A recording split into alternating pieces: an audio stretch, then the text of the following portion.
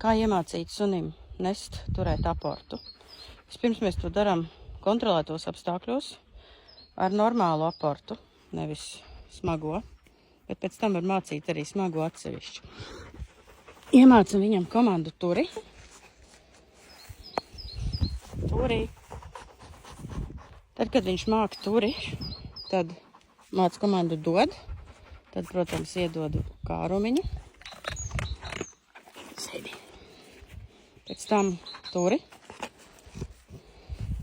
Atnes. Sēdi. Atnes. Pa bišķiņam, pa solītim. Komandu dod. Kārumiņu. Tad, kad tas ir apgūts istabā, kontrolētos apstākļos, mēs to mācāmies ārā. Tad, kad viņš saprot vārdu atnes, tad mēs noliekam viņam šādi te priekšā. Atnes. Atnes. Sajūsma. Bet mēģinam panākt, lai apsēžās pareizi. Labs suns dod. Jo aports ir ārkārtīgi svarīgs. Tad, kad tas ir izdarīts, tad dod komandu sēdi, tad, kad viņš to dara. Noliekam tālāk. Un tad ir atnes.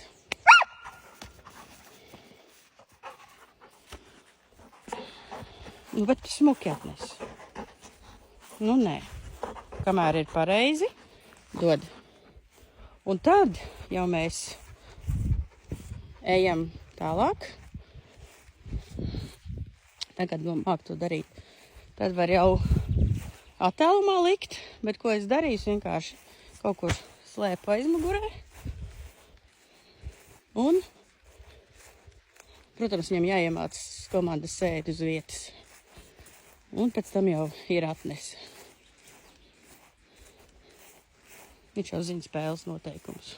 Nosēdējies strādāt, grib atnes.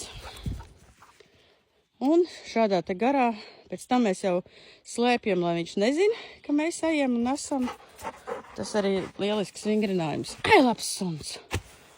Un tas padaram visu sarežģītāk, pēc tam pievienojam 1 vai 2 vai 3 aportus.